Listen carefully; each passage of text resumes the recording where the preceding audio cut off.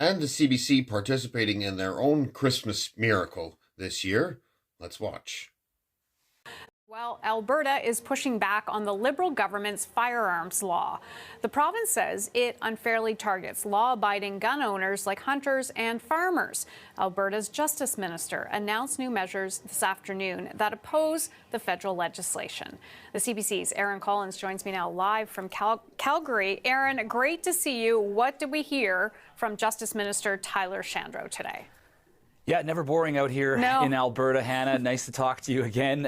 So yeah, a couple things from the minister today. First off, the province here will be asserting its right to have its provincial Crown prosecutors move forward with any violations under the federal gun laws. So that's the first thing. The second thing, and potentially the more interesting aspect of this, is that the minister said that he's going to create a protocol, which basically is advice for Crown prosecutors, saying that it's not in the provincial interest, public interest, to pursue charges against folks who bought guns legally and then those guns subsequently became illegal. So that's obviously a shot over the bow at Bill C-21 and the firearms bans that have been pushed forward by the federal government. Have a listen to what Tyler Shandro said today. There is no direction to prosecutors in these matters. There's advice through guidelines, through protocols. There's dozens of protocols that provides advice to our Crown prosecutors. There is no direction, and there should be no direction. There should be no political intervention in prosecution decisions. That is left to our prosecutors. That's an important part of our democracy. So the minister underlining there that while there'll be advice, there'll be this protocol in place advising prosecutors not to pursue with these charges. They won't be directing them. So perhaps a fine line, some carefully worded advice for prosecutors here, but definitely a change in the state of play as far as firearms in the province. Oh, yeah, absolutely. So what about the federal government? Any response?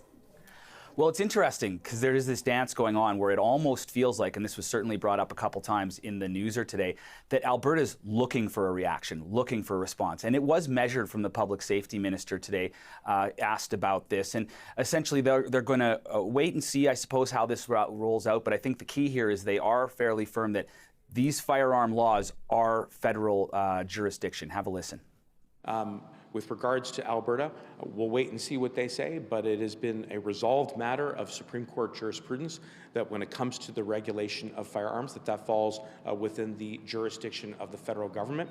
And we obviously cooperate with the provinces and territories on an array of public safety priorities, including with Alberta.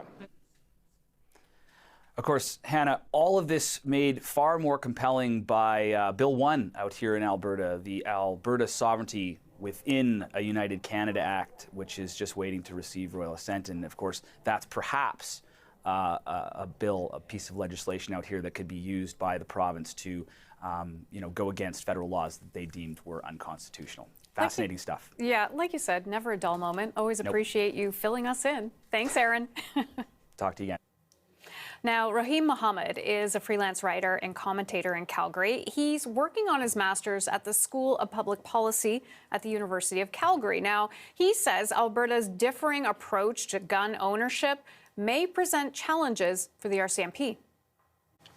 In Alberta, you have sort of a patchwork of policing where you have regional and municipal police agencies that coexist with the RCMP. So the RCMP, which is a federal entity under provincial contract, is still active in Alberta. So sort of what's interesting is, if there's a directive given to not enforce the buybacks, obviously it's clear where the provincially administered police agencies would fall. This would put the RCMP in an awkward position given the unclear jurisdiction. That's exactly it, because I'm sitting here going, that essentially means Alberta's picking and choosing what laws to abide by, federal laws, and it puts the RCMP in a pickle. And also, I kind of smell a Supreme Court challenge to this. Yeah, and another variable I throw in there is there's already a plan in place to create an Alberta provincial police force to replace the RCMP in the parts of Alberta where it's still active. It's been something that Premier Smith has had difficulty building public support for, because it would be a very expensive proposition. It would cost something in the neighborhood of $250 million per year. So this could be a way for Smith to say to the RCMP, okay, you're going to go along with us. You're not going to enforce the buybacks. And if you want to, we don't need you in Alberta. Either you go along with our protocol or we're going to kick you out of the province. How do you think this plays with the people of Alberta politically? I think it plays very well in rural Alberta, which obviously the UCP is going to need to sweep if it wants to be reelected. I don't think it harms the party that much in Calgary and Edmonton, where handguns are the bigger issue. So remember, these provisions pertain to long guns. And I think handguns are the bigger issue in Calgary and Edmonton, much like most major Canadian cities. So I think this is a relatively low-risk way for the Smith government to take on Ottawa. How do you think this is going to play out now? Because we have this. I'm waiting to see what type of response we get from the federal government on it. But also, that is really leading into C-21 as well. Mm-hmm. So C-21 is still a work in progress. There's still a lot of problems with C-21. So I don't think I'm going to be in a position to predict how that's all going to play out. So you're having issues now, with the First Nations Council, with hunters and sport shooters. So C-21 is very much its own animal.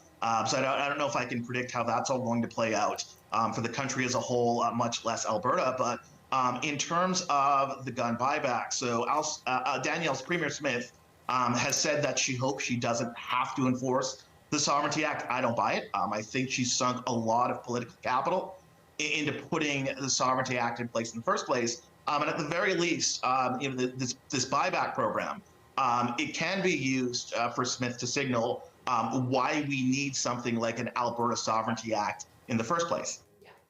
Political commentator Rahim Mohammed in Calgary. People across Alberta are shocked at this revelation. It came as a total surprise to everyone. We reached out to the CBC and inquired about this sudden shift in corporate policy towards fair and impartial news coverage, and they declined to respond.